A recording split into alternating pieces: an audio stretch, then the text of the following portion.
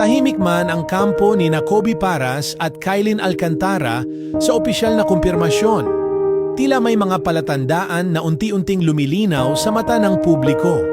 Mga pahiwatig na hindi na siguro kayang itanggi ng damdamin. Kamakailan, isang simpleng Instagram story lang mula kay Kobe ang tila nagbukas ng masalimuot na tanong. May pinagdaraanan ba talaga sila ni Kailin?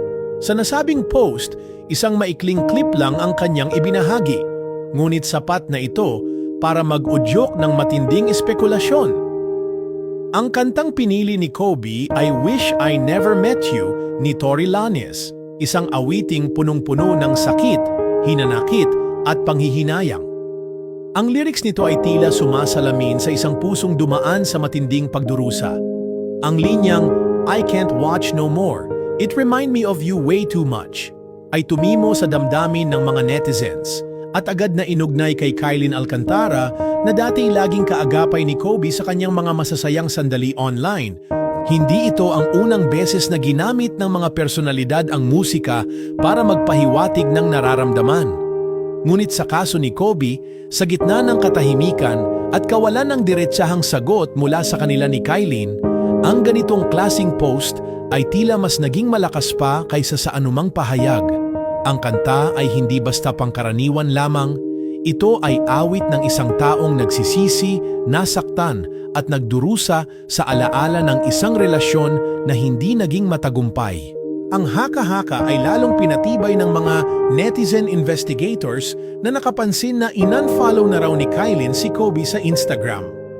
Isa itong galaw na sa mundo ng modernong relasyon at social media ay madalas ituring na senyales ng pagtatapos.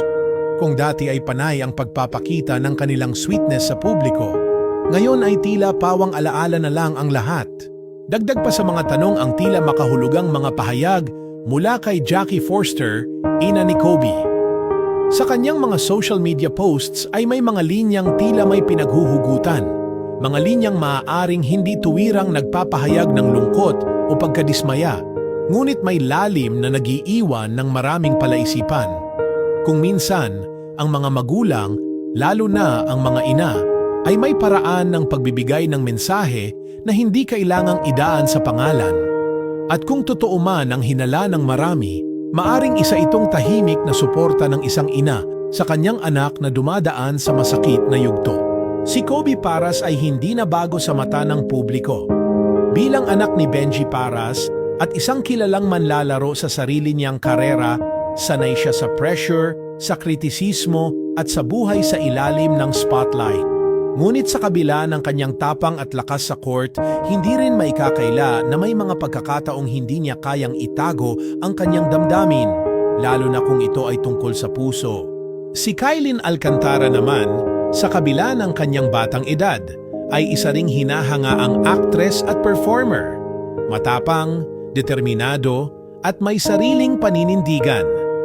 Kaya't kung totoo mang may pinagdaanan silang dalawa, tiyak na pinili nilang parehong manahimik, maghilom, at magpatuloy sa buhay sa paraang hindi kailangan ng paliwanag sa publiko. At doon, sa katahimikan, nagmumula ang mga interpretasyon. Mga kantang may mensahe, mga social media moves na tila mga pahiwatig, mga quote na may tinutukoy pero walang pangalan. Sa panahong halos lahat ay idinadaan na sa digital na paraan, ang damdamin ay maaaring itago, ngunit hindi kayang lubusang ikubli. Maraming tanong ang lumutang, maraming puso ang nakikisimpatiya.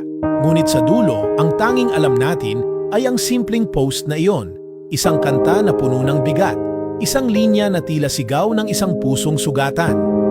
Kung ano man ang totoo sa likod ng kwento ni Kobe at Kailin, maaring sa takdang panahon ay lalabas din ang kabuuang larawan.